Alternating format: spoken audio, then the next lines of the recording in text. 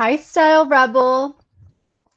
So, I'm curious. Raise your hands, and I'm going to be the first to raise my hand. If you are a recovering shopaholic, or maybe you're currently a shopaholic, raise your hand. Welcome to the club. So, I want to share with you guys today some tips that have really helped me, and my wallet loves me for them. So does my bank account, and probably my hubby, um, that have really been a game changer when it comes to shopping for new clothes. Okay, so I want to share with you some of the methods that I use. And I would love, if you have anything that works for you, I would love for you to drop it down in the comments. So, welcome to today's style session. And if you are new to this page, hello. My name is Gina Tassinelli. I'm also the creator of Style Rebel Mama, and I am an image consultant and personal stylist to women on the go, like yourself, like myself, helping you elevate your personal style, your brand, if you're an entrepreneur as well, so that you can show up confidently, empowered, and ready to take on the world, showing up as beautiful you. Okay, so I'm so happy that you have found me. And if there's something that you hear that you absolutely love, give me a hashtag sparkle, because that lets me know that something that I said really resonated with you. And if you have any friends that you feel maybe are shopaholics and need some of these tips, feel free to drop their name down below, or even sprinkle this in your newsfeed if you want. That way they can see it. Let me give you a little bit of background story. So prior to me becoming a personal stylist, I absolutely 100% was a shopaholic. I would not admit it back then, but my shopaholic tendencies started from just loving a good deal and running after trends, because that was how I thought that being stylish meant, that you had to be trendy. And what happened was I ended up with a closet full of clothes and nothing to wear, because I wasn't really shopping with intention. I was just shopping because it was a good deal. And I thought that, why not? Right? And trends come and go. So, really, when I started to be more focused and intentional on what my personal style is like and discovering my personal style, is when I realized that I didn't have to shop and run after trends, and I didn't have to constantly be shopping in order to be stylish. So, I will tell you that one thing that helped me incredibly is doing a closet clean out. If you have never grabbed my free closet clean out checklist, say the word checklist down below and I will send it to you via Messenger.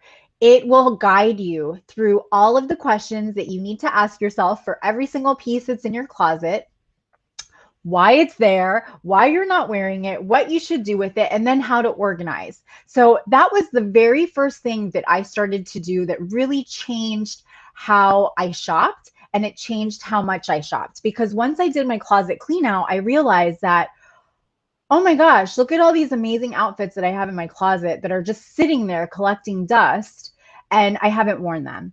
So that's when I took the opportunity to try everything on. I even found things with tags on them still, which is a little embarrassing. I forgot I even had them.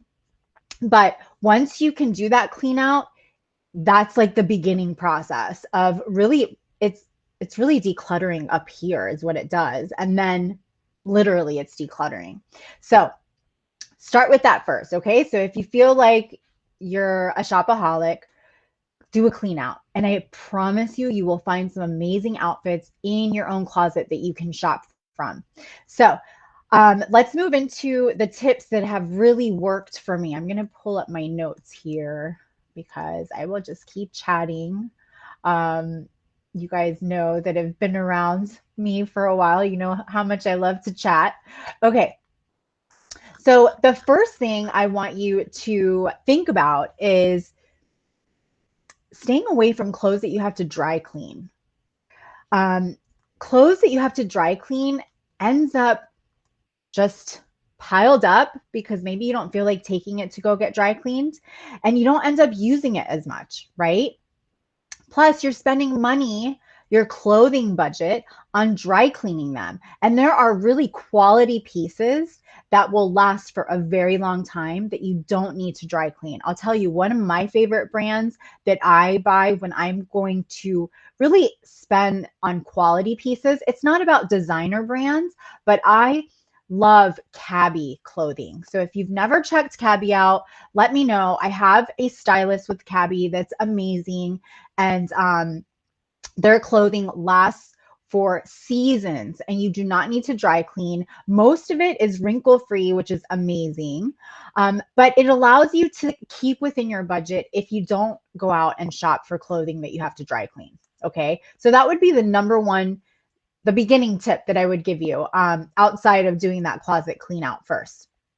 Number two is find coupons. So whenever I attempt to shop, I don't really go to the mall that much. Even before COVID, I am not a mall shopper. The mall gives me anxiety. And so one thing that I do love to do is to shop online. So the first thing that I do when I'm shopping online is I will look for coupons, for discount codes for whatever site I'm going to shop on. And, and I will also subscribe to a lot of different retailers so that I can get that first time purchase discount or, whatever other discounts that they have. So, looking out for coupons is really helpful. It allows you to maximize your wallet when you're shopping for clothes. So find coupons. That's like number one.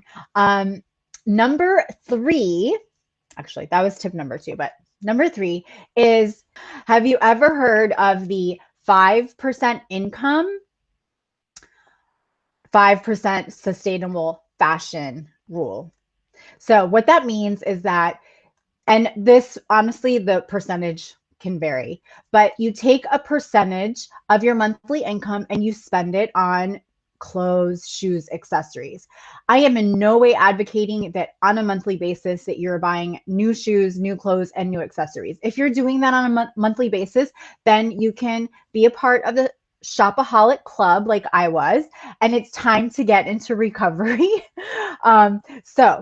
But when you do go out to shop and maybe you're not sure how much to budget, maybe you have it, you need to stick within a certain budget. You can't just like go and have a shopping spree, however and whenever you want. Think about that percentage. So take a percentage of what your monthly income is and put it towards what it is that you're going to shop for.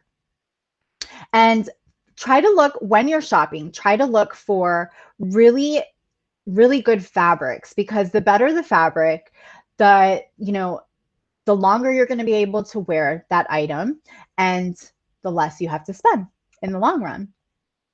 Another great tip or trick, so this is number 4, is to shop when it's not in season.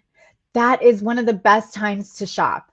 So for example, when it's when winter season is just about over, that's a great time to shop for any of those winter items that you didn't have a chance to allocate budget towards throughout the season.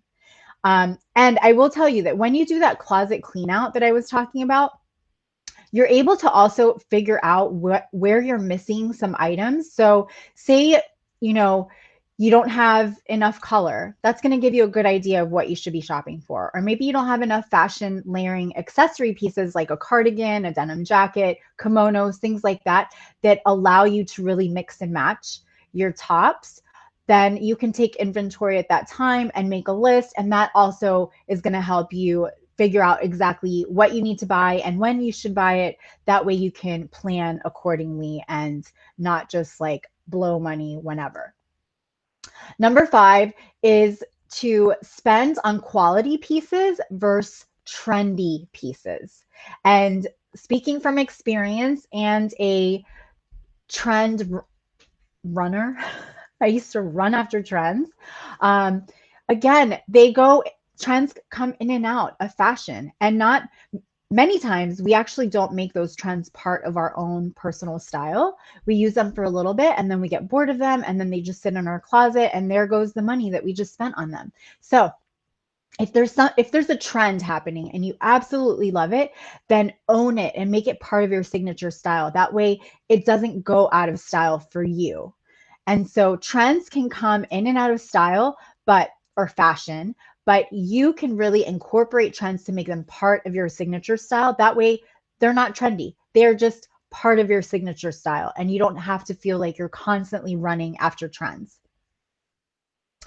The other thing is be careful with deals because deals can seem really, really good, but before you know it, those 10 items that maybe would have costed you, 500, maybe now they cost you 250, but did you really need all of them? So be careful with how flexible you are with the deals that you buy into. Number 7, make sure that what you're purchasing fits you properly. So this is something that happened to me so many times. And part of why I would have a closet full of clothes and nothing to wear. Yeah, Rosanna, true about trends. So before I became a stylist and growing up as a dancer, I was very self-conscious about my body.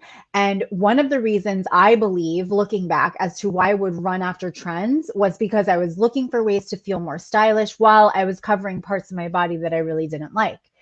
And what was happening was I was buying trends, and I would typically try them on in the store, but when I would get home and put them on again, for some reason they just didn't fit right. And I was not dressing for my body shape. I was trying to dress for a different body shape that I absolutely didn't have. And it wasn't until I really got confident and I really accepted my own body shape and I learned how to dress for my body shape that that vicious cycle ended. So that is really part of being able to shop on a budget, is to also be really aware of your body shape and what looks good on your body and what is just not as attractive on your body. Not every style looks good on every single woman. There are, I don't know, like 5 different body shapes that I typically talk about. And if you're trying to be one that you're not, you're going to constantly be buying, you're going to constantly not be happy with what's in your closet, and you're not going to feel good in what you're wearing. And it really all starts from within. So that's something that we work on inside of the Style Vibe Tribe community. It's actually the very first lesson in the style rediscovery process, because it's so important to really be aware of what your body shape is. Accept your body shape how it is today, because no matter what it is, no matter the size, no matter the curves, no matter the length, you deserve to dress your body appropriately in a way that you love what you wear and you love how you look. Okay, so get familiar with how it is to dress for your particular body shape, and a lot of that just has to do with balancing things out. So I have actually a training on this, and if you want some, community guidance with me inside of the Style Vibe Tribe, that's something that we teach in there, and I would love for you to be a part of it. Just say the word tribe, and I'll send you some info on how to get in there.